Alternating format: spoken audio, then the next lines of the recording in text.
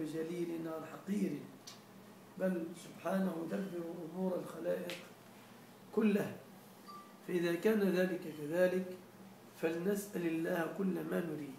إذا جعنا سألنا الله أن يطعمنا، عطشنا سألنا الله أن يسقينا، تعرينا سألنا الله أن يكسونا، مع سؤالنا الفردوس، ومع سؤالنا أن ينصر الإسلام وأن يعز المسلمين، ومع سؤالنا أن يعلي الله كلمة الحق والدين. نسأله أيضا كذلك سبحانه وتعالى أن يعطينا كل ما نريد. إذا تأخر ولد عن زواج يا رب سهل له الزواج، إذا تأخرت بنت عن زواج يا رب سهل لها الزواج، إذا أصبنا بهم يا رب اصرف عنا الهم.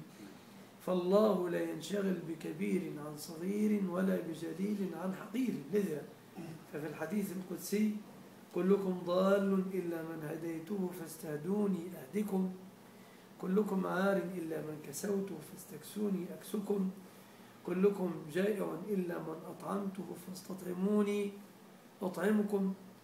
فنطلب من الله سبحانه وتعالى كل شيء نحتاج إليه. وفي آية معجزة من سورة الرحمن كثيرا ما نمر عليها دون أن نقف عندها، وهي قوله تعالى يسأله من في السماوات والأرض. ما المراد بذلك؟ هذه دل على عظمة الله.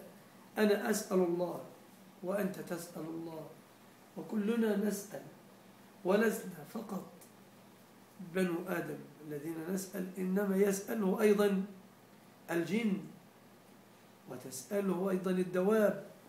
الوحش الكاسر في الغابة يقول يا رب أنا جعت أريد صيدا آكله، النحلة يا رب رحيقا أشمه، الثعبان يسأل، الذبابة تسأل، كل الخلائق تسأل ربها سبحانه وتعالى، وهو سبحانه من عظمته يسمعها جميعا، وإذا شاء أعطاهم جميعا كل ما يريدون من غير أن ينقص ذلك مما عنده شيئا، كما قال لو أن أولكم وآخركم وإنسكم وجنكم قاموا في صعيد واحد فسألوني فأعطيت كل إنسان مسألته ما نقص ذلك مما عندي شيئا إلا كما ينقص المخيط إذا أدخل البحر.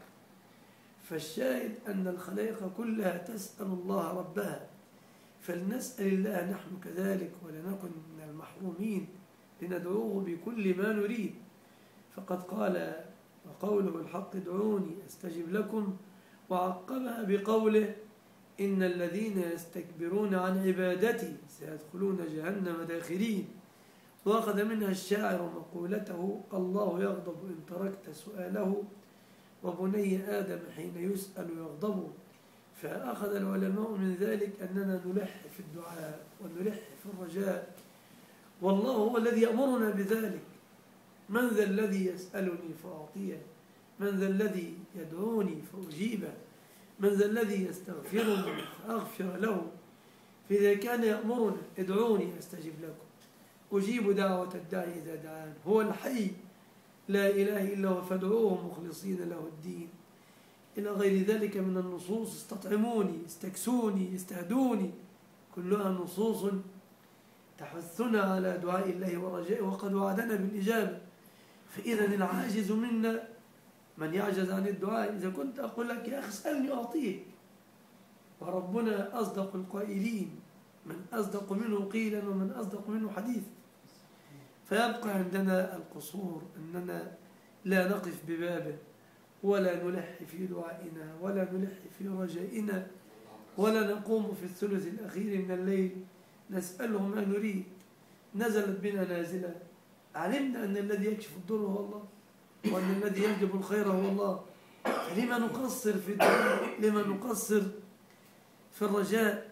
لماذا كل هذا نقصر في الدعاء؟ والله يقول ادعوني